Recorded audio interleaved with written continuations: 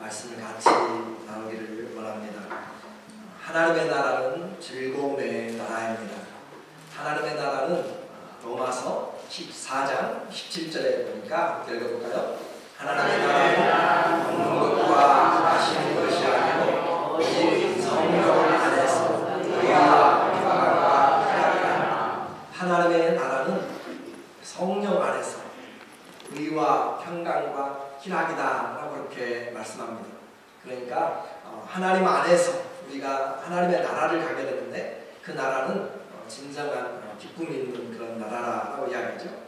그런데 이런 천국 또 낙원이라고 이야기하는 그런 패러다이스에도 주님이 함께 계시지 아니하면, 다시 말하면 주님의 마음이 기쁘지 아니하면 그 자리는 참 어색할 것 같습니다. 그 말은 천국은 주님의 기쁨이 가득한 것이고 그 주님이 주신 기쁨으로 우리에게까지 넘치는 자리인데, 주님이 기쁨이 없는 천국은 생각할 수가 없다라고 하는 것이죠. 오늘 왜 그 말씀이 중요한가라고 하는 것을 이제 조금 이따가 보도록 하고, 천국은 이와 같이 주님의 기쁨이 있는 자리고, 그래서 예수님 자신이 천국이 되신 분이 이 땅에 천국을 가지고 오셨습니다. 그러므로 회개하라 천국이 가까웠느니라 라고 이야기하신 것은 예수님 자신의 천국된 것을 이야기하시고, 또 예수님 자신이 전하는 그 말씀이 우리로 하여금 천국을 만들기 때문에, 그리고 예수님이 사시다가 가시면서 성령을 우리에게 보내주셔서 우리도 천국을 누리며 살아갈 수 있도록 그렇게 하신 것이죠. 그 영원한 천국으로 인도하시는 그 삶을 주님이 주기 위해서 이 땅에 오셨습니다. 그러므로 그 주님과 함께 즐거워하는 것, 그것이 신앙생활이다라고 그렇게 표현할 수 있습니다. 우리가 이제 다른 교회는 오늘 추수감사 예배를 드려요. 그럼 우리는 다음 주에 우리가 드리게 되는데, 진정한 추수감사가 되기 위해서는 세상에서의 그런 추수가 되어진 것과 다른 그 하나님이 원하시는 그런 기쁨, 우리들만 과일을 쌓아놓고 산에서 나오는 것들을, 바다에 나오는 것들, 모든 것들을 소산물들을 쌓아놓고 하는 것이 아니라 주님이 원하시는 그런 그 열매들을 가지고 추수감사 드릴 때 진정한 감사가 있을 줄로 믿습니다. 그래서 우리 한 주간 기회를 갖는 것이에요. 주님 앞에서 주님이 기뻐하시는 그런 예배가 될 수 있도록 그렇게 하는 것이죠.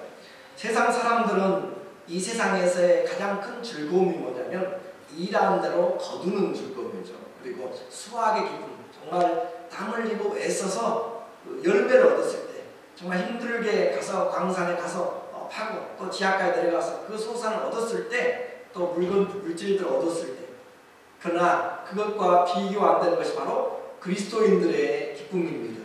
시편 4편 5절과 7절에 보면 의의 제사를 드리고 여호와를 의뢰할지어다. 주께서 내 마음에 두신 기쁨은 저희의 곡식과 새 포도주의 풍성할 때보다 더하니이다.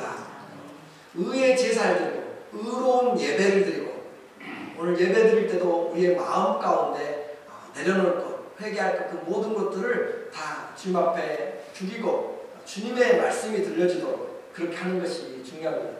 의의 예배를 드리고 하나님을 의뢰하는 자들, 그런 자들에게 하나님께서 어떤 은혜를 주신가 하면, 주께서 내 마음에 두신 기쁨은 세상 사람들이 곡식과 새 포도주의 그 풍성할 때보다 나아다. 농부에게서 한 해에 그 추수하는 그 곡감, 그리고 그 곡식더미는 한 해를 지내게 만드는 그런 감사와 기쁨이 있는 것이죠. 그러나 그것과 비교되지 않는, 다시 말해서 여기서 곡식과 새 포도주의 풍성함은 세상이 줄 수 있는 그것과 비교 안 되는 것이죠. 가장 준 그런 그 기쁨을 이야기하죠. 그러나 주님이 주신 그 기쁨은 세상에서 없는 기쁨과 비교되지 않는 그 기쁨으로 우리에게 주신다라고 하는 것이 주님 앞에 올바로 예배할 때, 오늘 저와 여러분이 이와 같은 하나님의 축복이 있기를 원합니다. 예배하면서 주님이 내려주시는 정말 세상과 비교되지 않는 그런 기쁨이 있어야 되고 예배의 은혜가 있어야 됩니다. 그것은 바로 여러분의 마음 가운데서 의의 예배를 드릴 때 그렇습니다. 여전히 주의 말씀을 받아들이지 않고 여전히 순종하지 않고 여전히 자기 의의가 살아있는 예배는 하나님이 기뻐하지 않습니다. 그러므로 오늘 참되게 예배할 때 주님이 주시는 위로와 평강이 나타납니다. 오늘 주님께서 나와 함께 즐기자라고 그렇게 이야기하죠. 내가 잃어버린 양을 찾았다. 내가 잃어버린 드라크마 동전을 찾았다라고 그렇게 이야기하시고 내가 잃어버린 아들을 찾았다라고 그렇게 말씀하십니다. 그래서 누가복음 15장 6절과 또 9절 그렇게 23절에 주님이 이 비유를 통하여서 말씀하신 것이에요. 나와 함께 즐기자. 나의 잃은 양을 찾았노라라고 이야기하시고 나와 함께 즐기자. 내가 잃어버린 드라크마를 찾았다. 나와 함께 즐기자. 우리가 먹고 즐기자라고 그렇게 이야기하면서 주님은 오늘 그 주님의 기쁨을 우리에게 주기를 원하는 것입니다. 어떤 면에서는 좀 이해되지 않는 것이 있어요. 이 양 한 마리를 찾은 것. 그 양 한 마리를 찾고 그 동네 사람들 또 친구들을 불러서 잔치를 하게 되면 양 한 마리보다는 훨씬 더 많은 비용이 들어가게 됩니다. 동전 하나 한 데나리온 드라크마는 하루의 노동자의 품삯이죠. 그러나 그것 가지고 찾았는데 그것으로 이웃들을 부르고 마을 사람들을 불러서 친구들을 불러서 잔치를 하게 되면 하루 품삯으로는 감당하지 못할 몇 배의 비용이 지출됩니다. 그럼에도 불구하고 나와 함께 즐기자라고 하는 그것은 오직 딱 한 가지입니다. 그 이유는 사랑하는 관계이기 때문에 그렇습니다.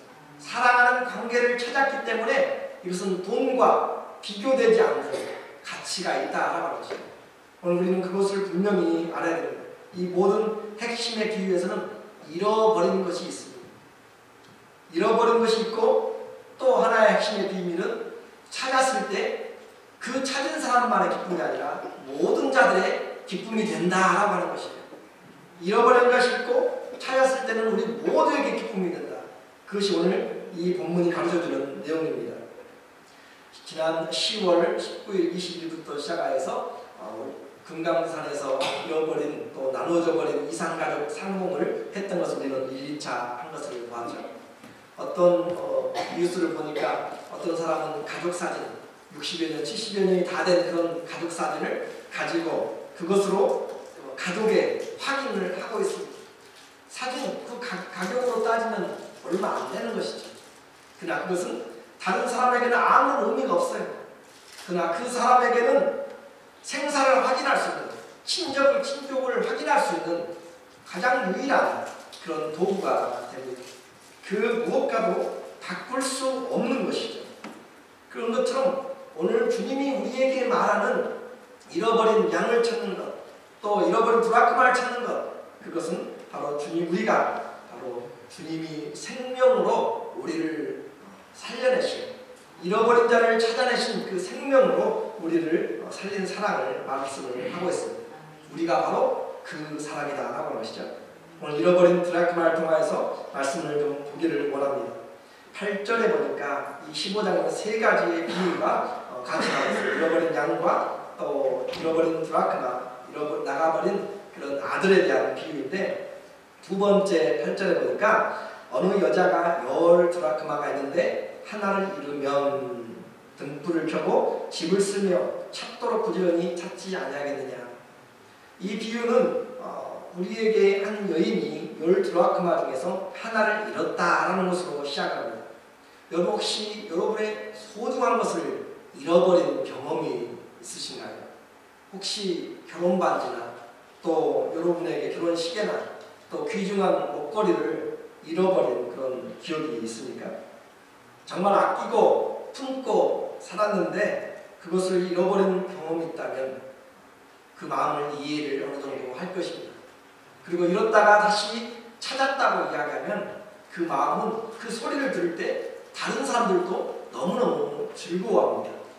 제가 좀 들었던 소식에 좀 서운했던 것이 제가 아시는 분이 아마 50만 원이가 이렇게 뭉치로 이렇게 싸졌는데 시골에서 부를 때다가 그냥 잘못 들어가가지고 같이 태워버린 것이에요. 그 말씀을 들을 때 참 안타까웠습니다.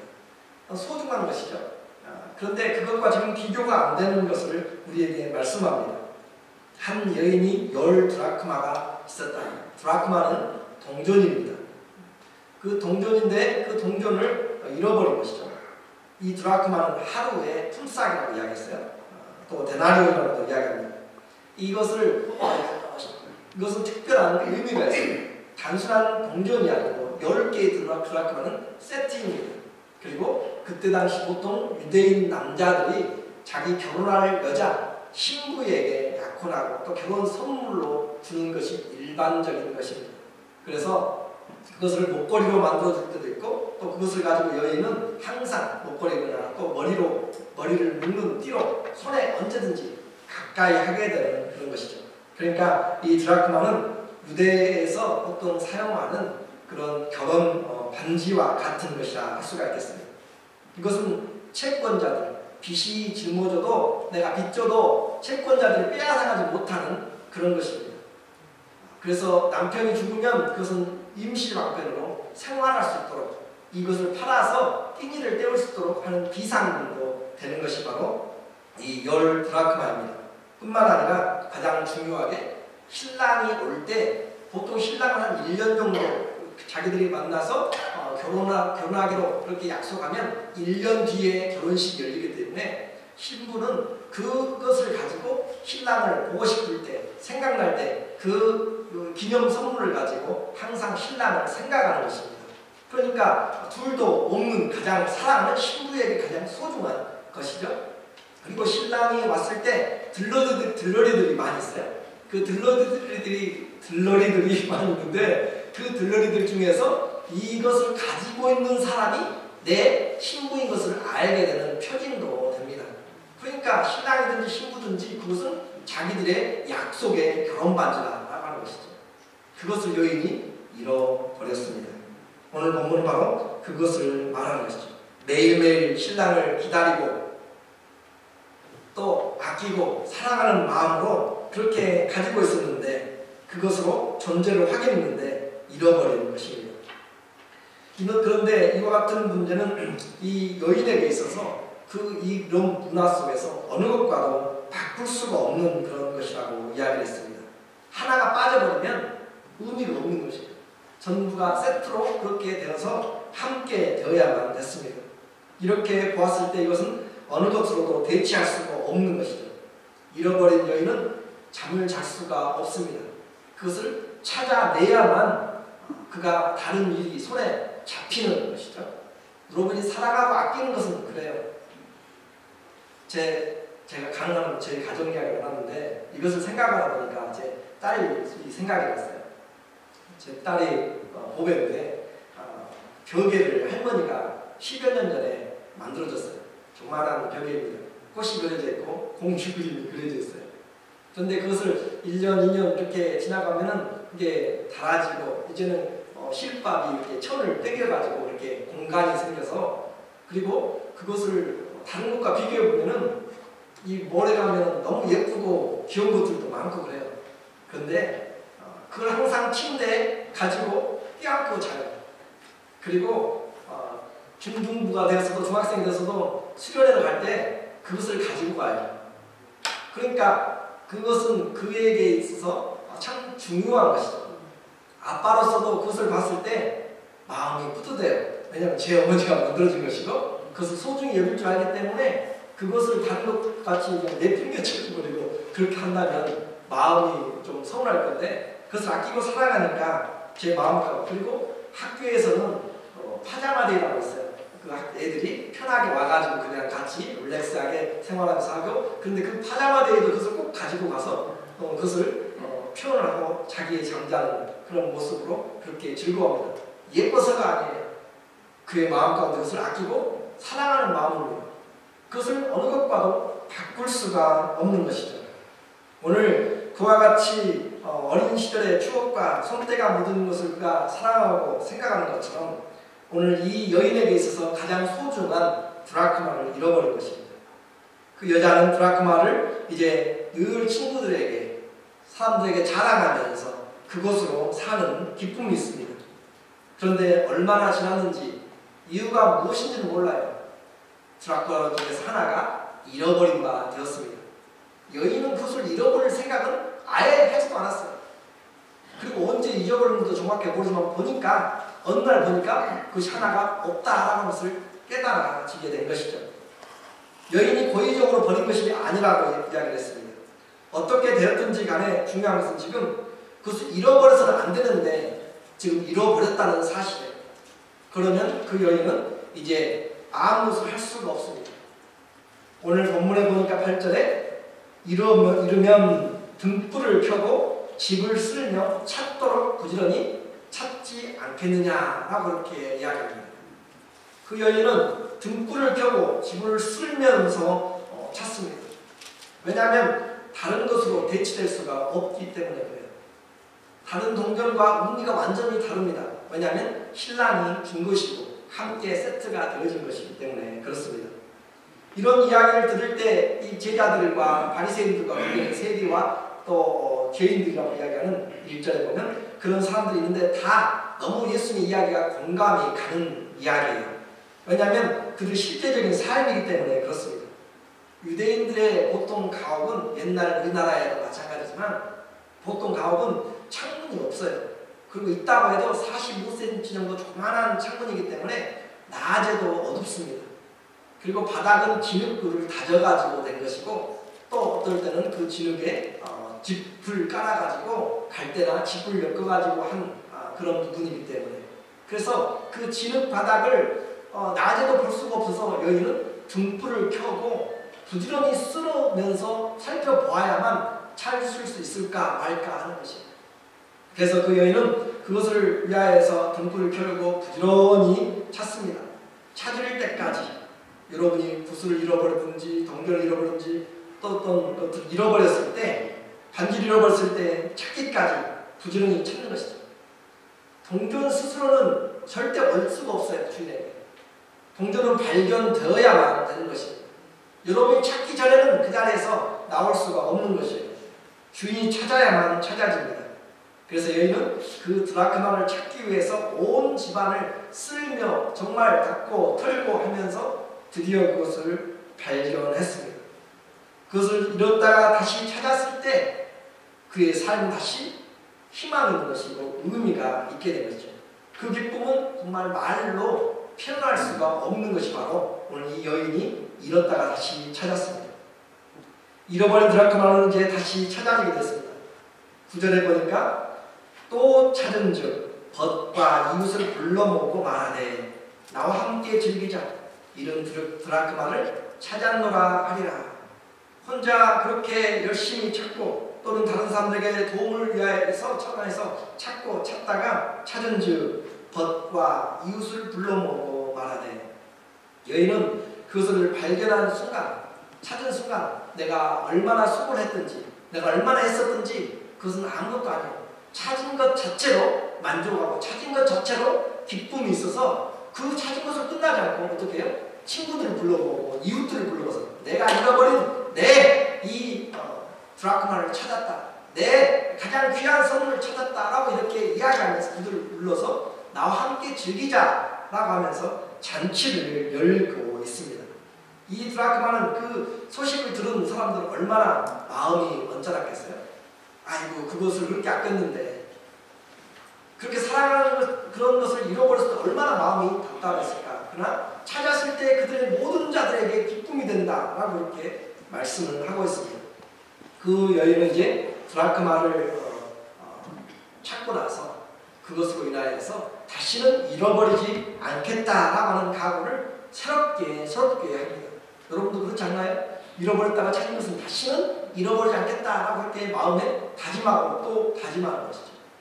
예수님께서도 누가복음 15장 5절에서 잃어버린 양을 찾았을 때 어떻게 했어요? 15장 5절에 보니까 예수님이 찾은즉 어깨에 즐거워서 어깨에 메고 찾은즉 어깨에 메고 그 양 한 마리 때문에 얼마나 고생했어요. 산 넘고 물 건너 또 아니면 그 계곡을 내려가서 그 숨어있고 아니면 그 잃어버린 자를 찾았을 때 쉬지도 못하고 잠도 못 자고 가서 화풀이를 해야 될 그런 형편인데 그것은 싹고 목자겠죠.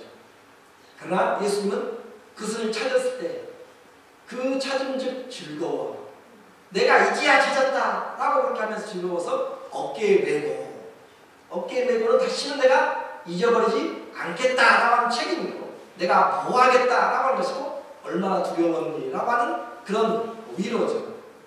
마찬가지로 잃어버린 드라크마를 손에 잡은 이 여인에게 있어서 그것은 다시는 잃어버려서는 안 되는 그런 소중한 진주입니다. 이 또 비유에서 마지막 나온 비유가 자기 둘째 아들이 가서 허랑방탕하여 거지처럼 살다가 잃어버린 자, 죽은 자가 돌아왔을 때 이에 일어나서 아버지께로 돌아가니 아직도 거리가 멀어요. 상가가 먼데 아버지가 달려갑니다. 옛날 시대에는 아버지가 뛰는 것 거의 있을 수가 없는 일이에요. 그런데 아버지가 먼저 달려가서 왜 달려간지 아세요? 그 문화를 이해하면 이 본문이 얼마나 충격적인지 몰라요. 아버지가 요즘은 아버지의 권위가 그렇게 없어요. 그렇죠? 아버지 이야기도 뭐 어머니 세발 피고 그 전혀 영향가 없는데 옛날에는 그렇지 않았어요. 잃어버린 그 권위를 다시 한번 찾았으면 좋겠는데 그런데 이 그 아버지가 아버지에게 했던 이야기가 뭐냐면 내게 줄 분깃을 주라라고 이야기하잖아요. 그 말은 무슨 말이냐면 사람이 죽을 때 부모가 돌아가실 때 자녀에게 유산을 남겨요. 그렇죠?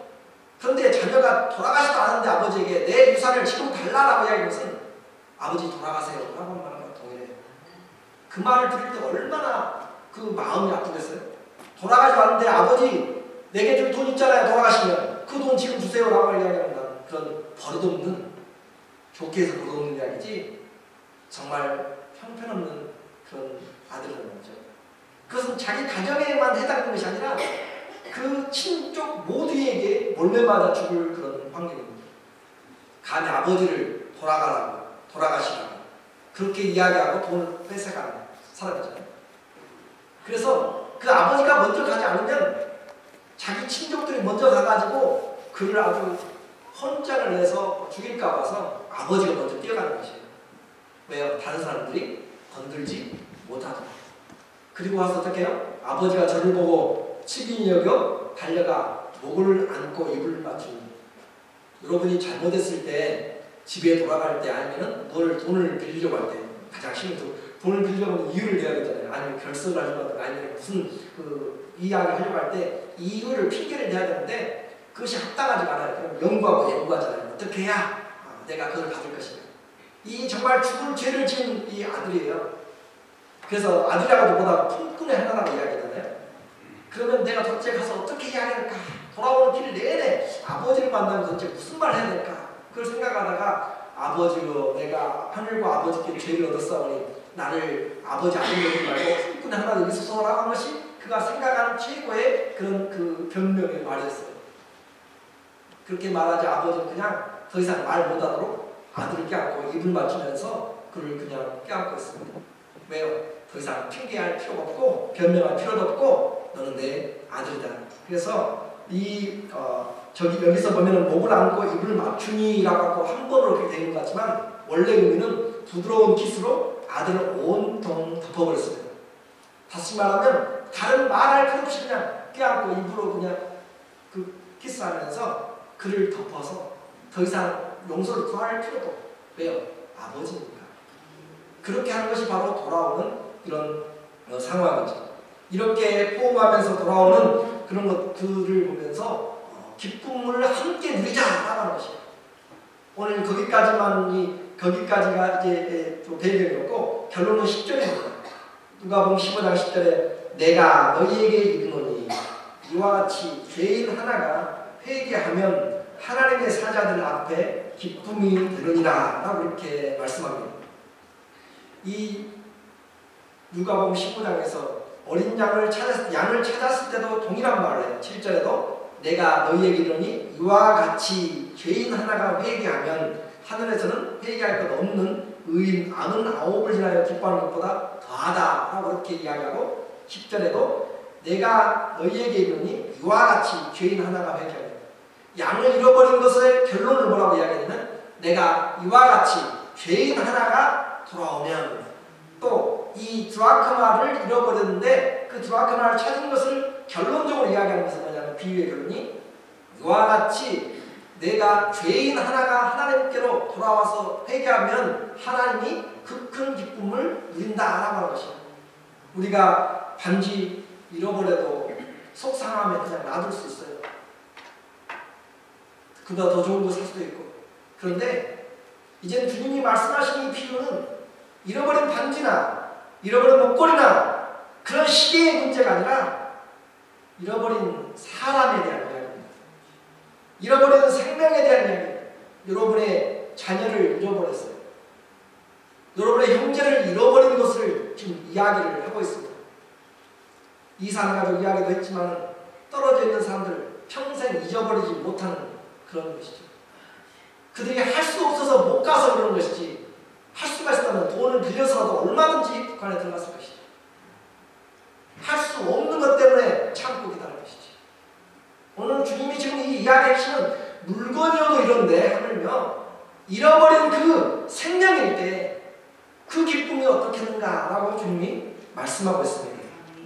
사람을 잃어버린 것, 그것은 비교할 수가 없습니다.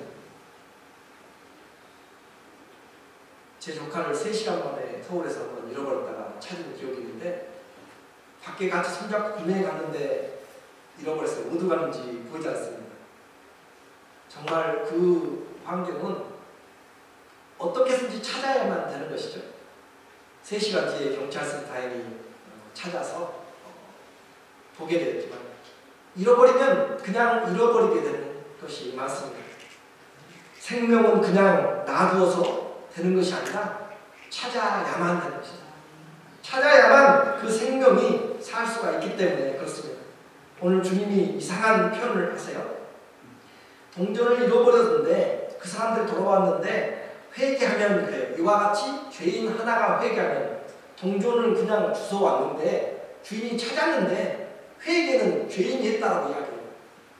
그 말은 무슨 말이냐면 그 주님 앞에 돌아오도록 발견되는 것이, 여러분이 가서 이제 주님의 손과 발이 되어서 그 죄인을 발견하는 것이, 그들이 주님 앞에 돌아오는 것이 회개가 된다라는 것입니다. 그러니까 회개는 스스로 할 수 있는 것이 아니고 주님에게 발견되었을 때 회개가 되는 것입니다. 여러분이 주님에게 발견되지 않으면 그냥 잃어버린 대로 그대로 놔두고 있는 것이에요. 목자와 주인에게 의해서 찾아진 것이 회개가 된 것이라고 하는 그런 말씀입니다. 오늘 우리에게 주님은 이 성경은 이 누가복음에서는 잃어버린 그런 비유를 통하여서 삼위일체 하나님의 비유를 우리에게 이야기해요. 잃어버린 양에 대해서는 목자의 심령, 고생하고 힘들고 어렵지만 그 고생을 통하여서 찾아내는 성자 예수님의 그런 목자 되신 예수님을 이야기하고 있고, 오늘 이 본문은 불을 켜고 등불을 켜고 찾는 이 여인은 성령 하나님을 이야기합니다. 등불을 켜고 찾아내는 그런 성령 하나님의 그런 진리를 비추어서 찾아내는 것을 이야기하고 있고, 또 하나님 아버지, 성부 하나님의 아버지의 이야기, 바로 잃어버린 아들에 대한 비유로 찾아내는.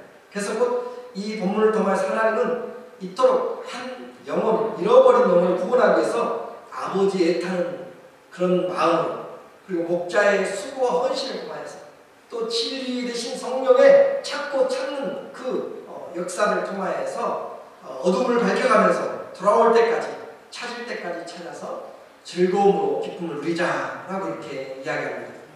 오늘 주님에게는 아직도 잃어버린 양들이 있습니다. 주님에게는 아직도 잃어버린 드라크마가 있습니다.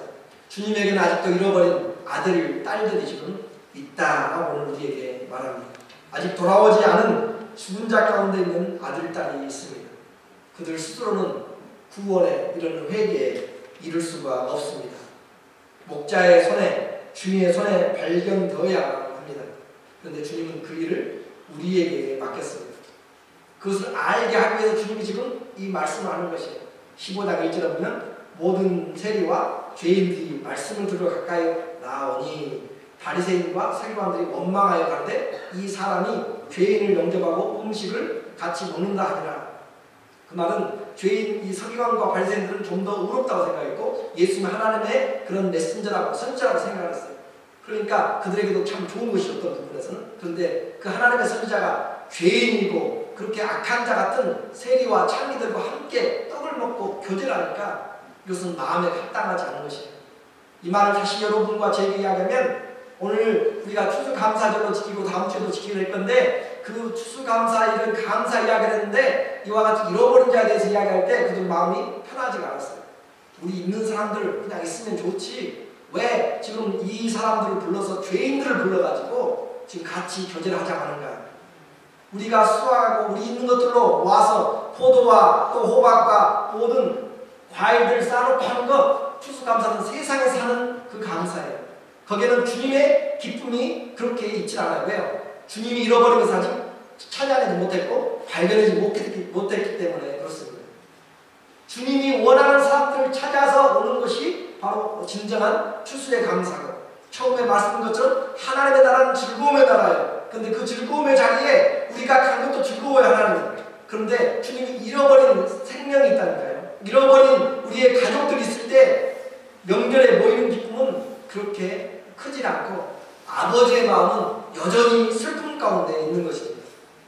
오늘 잃어버린 자를 찾자라고 하는 가장 중요한 신념은 뭐냐면 지금 가서 찾자라는 그 내용이기 전에 그 잃어버린 목자의 마음을 아는 것이 중요합니다. 잃어버린 여인의 마음을 아는 것이 중요하고 잃어버린 자식이 집 나가버려서 정말 소식도 없고 끊어져 가출해 가서 사람인지 죽었는지 생사도 모르고 있는 그 아버지의 마음 그 심령을 아는 것이 지금 가장 중요한 것입니다. 저와 여러분에게 주님이 지금 하시는 말씀이 바리새인과 서기관들은 지금 그 자리에 있어요. 같이 그거 주님과 있으니까 편안해요. 우리는 함께 이 자리에 있어요. 편안해요. 그런데 그것으로 있으면 주님의 심정을 모르기 때문에 주님이 비유를 통하여서 생명을 걸고 찾아내야만 해요.